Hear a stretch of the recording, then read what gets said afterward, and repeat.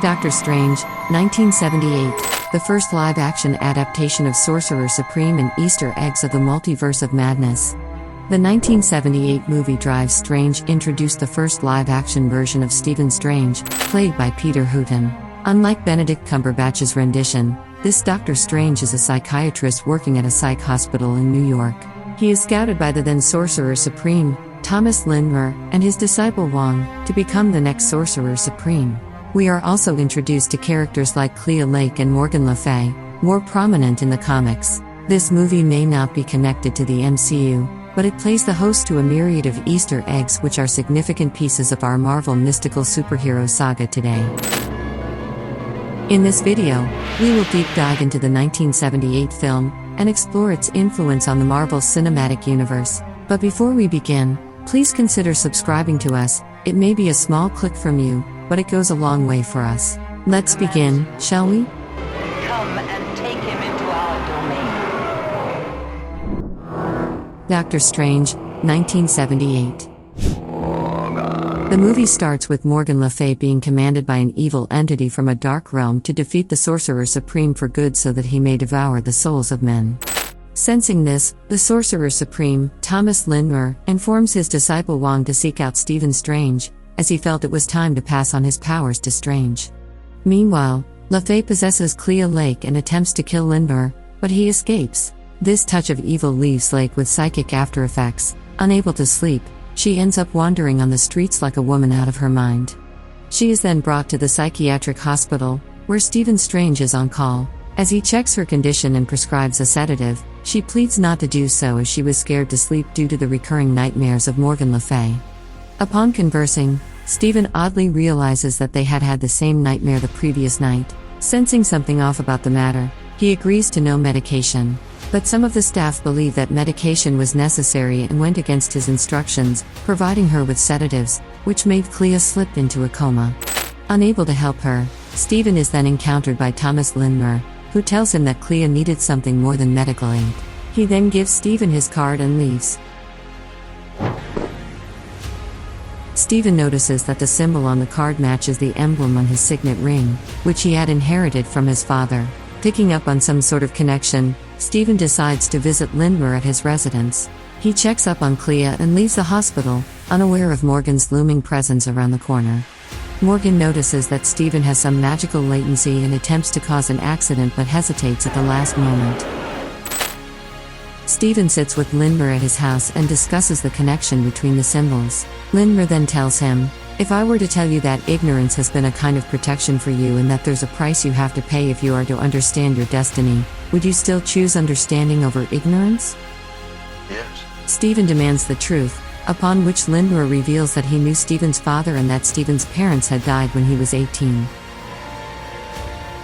Lindmer then describes the concept of different realms to Stephen and he then passes on some of his powers to Stephen and teaches him to ward off evil by commanding, "In the name of Rael, Scourge of Demons, I command you be gone."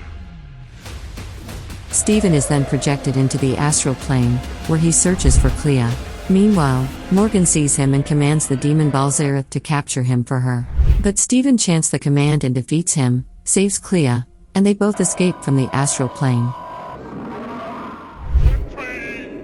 The Nameless One then confronts Morgan about why she hesitated to kill Stephen despite having 3 opportunities. She defends herself by saying she was swayed by mortal desire, as Stephen was handsome. The Nameless One then threatens to snatch her youth away forever. Fearing him, she vows to end Stephen at the next opportunity.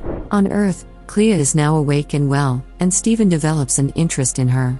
He learns she is a psychology student at New York University and asks her out to dinner, which she gleefully accepts. Then would you like to have dinner tonight?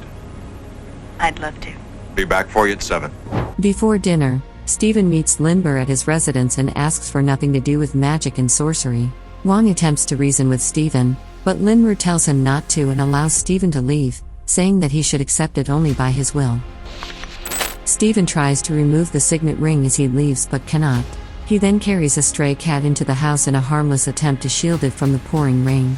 Unbeknownst to him, the cat was Morgan Le Fay, who entered the house protected by Stephen's aura. She then defeats Wong and Lindmer. She, however, cannot kill Lindmer in the earthly realm, so she summons Asmodeus to transport him to the demon realm. Stephen is met by Morgan, who claims to steer clear of Clea as long as he goes with her. Stephen agrees, and they go to the demon realm, where Morgan seduces him with love, wealth, knowledge, and power, and for a while, it seems as if Stephen was in a trance. He breaks out of it when she asks him to remove the signet ring. He tells her that he cannot and that only Lindmer can remove it. She persuades him to try, but he refuses, leading her to strike. She is defeated by Stephen's newfound powers, and he saves Lindmer and escapes. Back at the residence, he uses his magic to revive Wong. Angry with Morgan, the Nameless One strips her of her youthfulness, leaving her wailing and screaming at him. On Earth, Lindmer asks Stephen if he is willing to continue with his life or choose to take upon the mantle of Sorcerer Supreme, giving up an everyday life. But I've made my choice. Stephen chooses the latter and receives Lindmer's powers. Lindmer then falls unconscious due to the strain, and Stephen carries him to his bed. Wong then tells Stephen that while he may have the powers of the Sorcerer Supreme, he still has a long way to go in terms of the wisdom and knowledge of using them correctly. He agrees and acknowledges Lindmer as master, willing to learn under him. At the end of the movie, Strange is seen at the hospital, leaving with Clea, who believes she had only a bad dream.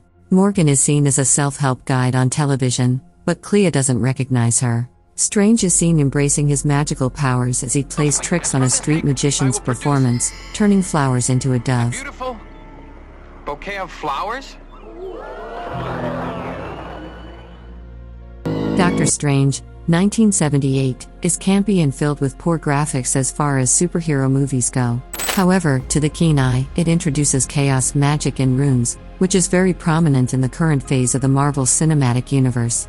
Morgan Le Fay seems to be harnessing chaos magic as her powers are portrayed with a bright red aura.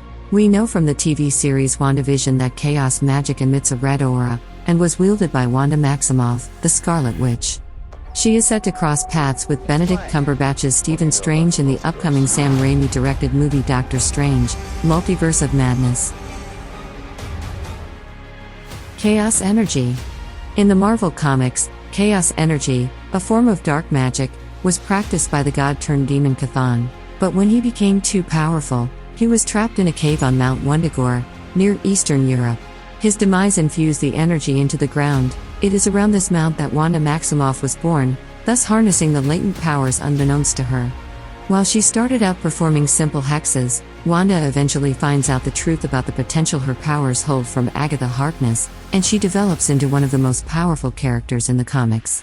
Chaos magic has the power to warp, fabricate, manipulate and reconstruct reality down to the last detail of its user's desires and has the potential ability to wreak havoc to the entire cosmos. In the MCU, we are told Wanda Maximoff receives her powers from the Mind Stone, which later develops into the rumored chaos magic, now proven true as said by Agatha Harkness in WandaVision. However, since Agatha's flashbacks have shown her learning magic from grimoires, and harvesting it from others roughly 400 years ago, there are chances that Wanda's powers may have a more extensive backstory than we know of. No? The runes. Nothing? These are runes, Wanda. We are introduced to runes by Agatha Harkness in WandaVision, reprised by Doctor Strange in Spider-Man: No Way Home. In the 1978 movie, we see Lindmer sketching runes into a grimoire of sorts, presumably a handbook for Peter Hooton's Stephen Strange. Runes, or rune magic, are symbols that are similar to sigils from Asgard. They spread on Earth as part of Norse magic. 25 runes are combined to create a variety of protection spells for its user. Runes are mainly characterized by using straight lines. The 1978 Doctor Strange is a hidden treasure of details relevant to theories for the magical twist the MCU has seemed to have taken. There is no relation, however, between the two Doctor Strange movies. While Doctor Strange, 1978, is a single movie based on Stan Lee's consultation and derived from early comics, the 2016 film Doctor Strange is a storyline weaved into the Infinity Saga and now recently branched out into its own franchise. The 1978 movie is definitely worth a watch if, like me, you would like to watch Doctor Strange's live-action origin firsthand and go on a magic Marvel movie spree before Multiverse of Madness releases this May. I'm sorry, Stephen. That was all in this video. Let us know in the comments if you would want us to explore more.